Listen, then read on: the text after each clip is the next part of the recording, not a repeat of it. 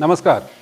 America, Israel और Iran युद्ध शुरू होने के बाद सबसे ज्यादा असर दुनिया की ऊर्जा सुरक्षा को लेकर पड़ा है। खाड़ी इलाके में भीषण युद्ध के कारण ईरान ने अधिकतर देशों के लिए होर्मुज स्ट्रेट को बंद कर दिया। होर्मुज स्ट्रेट से दुनिया की एक दिन की खपत का 20% हिस्सा दूसरे देशों को जाता था। इसी कारण इसका सीधा असर देखा गया। कच्चे तेल के दाम बढ़ गए। इसके कारण दुनिया के 85 देशों में पेट्रोल और डीजल के दाम बेतहाशा बढ़ गए। लेकिन इस सब के बीच आपके दिमाग में सवाल आ रहे होंगे कि क्यों भारत में पेट्रोल और डीजल के दामों में बढ़ोतरी नहीं हुई।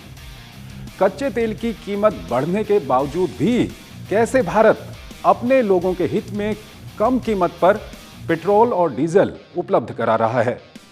इस वैश्विक परेशानी के समय भी कैसे भारत का ऊर्जा प्रबंधन कारगर साबित हो रहा है। सरकारी तेल कंपनियां कैसे अपने घाटे का प्रबंधन कर रही हैं।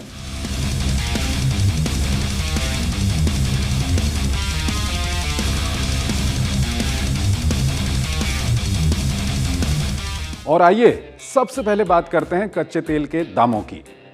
युद्ध शुरू होने से पहले कच्चे तेल की कीमत 65 से 75 डॉलर प्रति बैरल के बीच हुआ करती थी। 28 फरवरी को युद्ध शुरू होने के बाद एक समय के लिए यह कीमत 119 डॉलर प्रति बैरल के स्तर को छू गई थी। उसके बाद लगातार कीमतों में उतार चढ़ाव देखा गया और अब ये 100 डॉलर के आसपास बनी हुई है। आज की ही अगर बात करें तो अंतर्राष्ट्रीय बाजार में WTI क्रूड 92.40 डॉलर प्रति बैरल और ब्रेंट क्रूड 100.99 डॉलर प्रति बैरल के आसपास बना हुआ है। वहीं अगर इसके असर की बात करें तो दुनिया के 85 देशों में इसके बाद पेट्रोल और डीजल के दाम बढ़ गए। उदाहरण के लिए वियतनाम में सबसे ज्यादा लगभग 50% की बढ़ोतरी हुई। लाओस में 33% की बढ़ोतरी हुई। कंबोडिया में कीमतों में 19% की बढ़ोतरी हुई। ऑस्ट्रेलिया में 18% और अमेरिका में 17% रेट बढ़ाए गए। वहीं अगर भारत के पड़ोस की बात करें तो पाकिस्तान में पेट्रोल की कीमतें लगभग 25% तक बढ़ गई। चीन में लगभग 10%, म्यांमार में 9%, श्रीलंका में 7% तक और भूटान में पेट्रोल की कीमतें लगभग 2.7% तक बढ़ गईं। अब आपको बताते हैं कि भारत में पेट्रोल और डीजल के दाम क्यों नहीं बढ़े। इसका प्रमुख कारण है भारत का ऊर्जा प्रबंधन।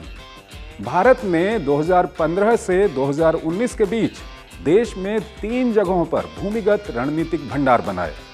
इनमें भारत के पास लगभग 5.33 मिलियन मीट्रिक टन कच्चे तेल का रणनीतिक भंडार है, जो अल्पकालिक संकट या सप्लाई बाधित होने की स्थिति में देश की जरूरतों को पूरा करता है। इसके अलावा सरकारी तेल कंपनियां अधिक कीमत पर कच्चा तेल खरीद रही हैं और इसे कम कीमत पर बेच रही हैं। घाटे का बोझ कंपनियां खुद उठा रही हैं और कंपनियां इसकी भरपाई तब कमाए गए मुनाफे से कर रही हैं जब कच्चे तेल की कीमतें काफी कम थीं। वहीं स्ट्रेट ऑफ होर्मुज जैसे संवेदनशील रास्ते से भी भारत अपनी कूटनीति के जरिए जहाजों को निकालने में कामयाब हो रहा है। साथ ही साथ भारत ने बढ़ते तनाव के बीच तेल आयात के लिए वैकल्पिक स्रोतों और रास्तों पर काम करना शुरू कर दिया। भारत अब केवल एक ही क्षेत्र पर निर्भर रहने के बजाय अमेरिका, रूस, अफ्रीका और अन्य लैटिन अमेरिकी देशों से कच्चे तेल की सोर्सिंग बढ़ा रहा है। इससे तेल कंपनियों की औसत लागत कम बनी हुई है और वो ग्राहकों को स्थिर कीमतों का लाभ दे पा रही हैं। तो इस वीडियो में इतना ही। नमस्कार।